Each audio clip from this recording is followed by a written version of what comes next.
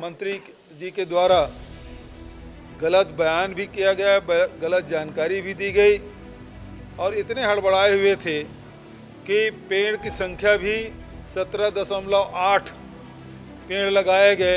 ये बात भी विधानसभा में उन्होंने कहा। प्रदूषण के कारण से दिल्ली में 288 फ्लाइट कैंसिल करना पड़ा। ये स्थिति देश में है और छत्तीसगढ़ कम से कम उस मामले में समृद्धशाली है और जिसको बिगाड़ने का काम किया जा रहा है। सरकार केवल 2 लोगों के लिए काम कर रही है, उद्योगपतियों के लिए काम कर रही है। तो इसलिए आपने देखा कि अडानी के खदान के लिए कि जंगल साफ कर रहे हैं, जिंदल के खदान के लिए जंगल साफ कर रहे हैं। छत्तीसगढ़ विधानसभा के शीतकालीन सत्र के तीसरे दिन हसदेव अरण्य को लेकर सदन में जमकर बवाल हुआ।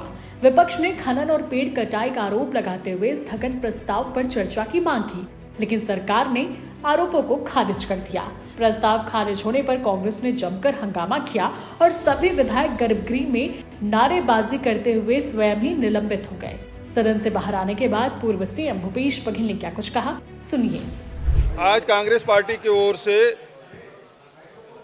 सदन में क्षमा चाहूँगा, कांग्रेस विधायक दल के द्वारा आज विधानसभा में स्थगन प्रस्ताव लाया गया और जिसमें पूरे प्रदेश में विभिन्न अंचलों में जंगलों के बेतहाशा कटाई, फर्जी जनसुनवाई और इसको लेकर स्थगन लाया गया। चाहे रायगढ़ के तमनार की बात हो, वहाँ फर्जी जनसुनवाई के खिलाफ में लगातार वहाँ के लोग धरना प्रदर्शन कर रहे हैं। हसदेव में विधानसभा में अशासकीय संकल्प के द्वारा इसे प्रस्ताव पारित किया गया कि अब यहाँ कोई खदान नहीं खुलेगा। उसके बाद आरी डोंगरी में भी जिस प्रकार से गांव को उजाड़ा जा रहा है, जंगल काटा जा रहा है, बीजापुर में की स्थिति वही है। तो पूरे सरगुजा से लेके बस्तर तक, रायगढ़ और कांकेर सभी जगह जंगल काटे जा रहे हैं और इसके खिलाफ में स्थगन लाया गया और मंत्री जी के द्वारा गलत बयान भी किया गया, गलत जानकारी भी दी गई और इतने हड़बड़ाए हुए थे कि पेड़ की संख्या भी 17.8 पेड़ लगाए गए। ये बात भी विधानसभा में उन्होंने कहा। हमारे इतने गंभीर उत्तर में मंत्री जी बस्तर ओलंपिक की बात कर रहे हैं और यहाँ गुरु घासीदास अभ्यारण्य की बात कर रहे हैं। वो तो पहले से बना हुआ है और खेल कूद से जंगल कटाई क्या संबंध हो सकता है। लेकिन इस गंभीर विषय को पर सरकार कितने संवेदनशील है, ये बात दिखाई दे रहा है और इसके खिलाफ में हम लोगों ने वेल में गए और सारे कांग्रेस के विधायक निलंबित हो गए हैं।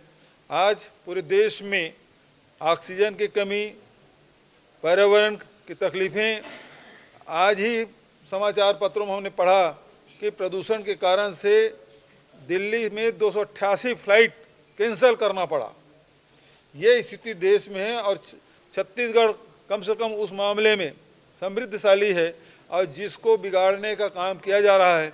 आपको बिजली चाहिए तो भाई आपके पास सोलर, आपके पास अल्टरनेटिव है, सोलर प्लांट है, लेकिन कोयला क्यों आप और दूसरी बात यह है कोयला उत्खनन क्यों कर रहे हैं जब आपके पास सोलर की व्यवस्था है। दूसरा, छत्तीसगढ़ में कोई प्लांट तो लग नहीं रहा है, छत्तीसगढ़ को बिजली तो मिल नहीं रही है, महंगी बिजली मिल रही है और ऐसे में हमारे जंगलों को उजाड़ा जा रहा है और इसमें मानव हाथी द्वंद्व अलग हो रहा है और ये बहुत बड़ी त्रासदी हमारे छत्तीसगढ़ के लिए बन गया है कि हमारे ज़मीन के अंदर में खनिज है और ये हमारे लिए परेशानी का कारण बना हुआ है।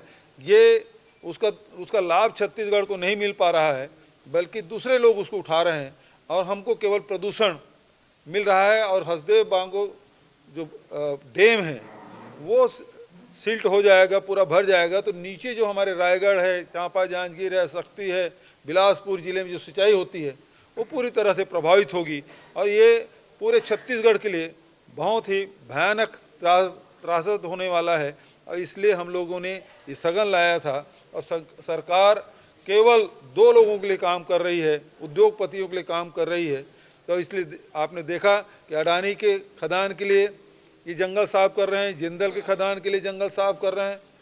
तो इस प्रकार से जो लगातार हो रहा है, उद्योगपतियों के लिए ये सरकार बनी है, ये बात स्पष्ट हो गया है। और इसके खिलाफ में हम लोगों ने स्थगन दिया और सारे सदस्य वेल में आके निलंबित हो गए। सर एक चीज देखी गई है कि इस ग्राम सभा होती है, इन सब चीजों के बाद फर्जी ग्राम सभा का जो जिक्र है वो बहुत लंबे समय से चल रहा है। यहाँ पर भी यही देखा गया।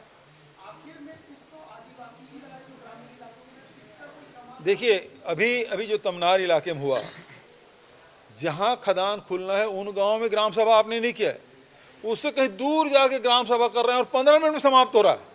ये बात माननीय सदस्य उमेश पटेल जी ने सदन में रखा, यही बात विद्यावती सिदार कह रही है, यही बात हमारे राठिया जी कह रहे हैं, यही बात अभी सावित्री मंडावी ने बात कही, और वही बात विक्रम मंडावी कह रहे हैं। तो पूरे वनांचल में जिस प्रकार से आदिवासी बहुल्य क्षेत्रों में जिस प्रकार से उनको उजाड़ने का, व्यवस्थापित करने का षड्यंत्र चल रहा है, और आदिवासी मुख्यमंत्री के रहते, ये सबसे बड़ा दुर्भाग्यजनक बात है कि आदिवासी मुख्यमंत्री आदिवासी है और आदिवासी क्षेत्र में ही इस प्रकार से षड्यंत्र हो रहा है लोगों को उजाड़ने का और खनिज संपदा लूटने का।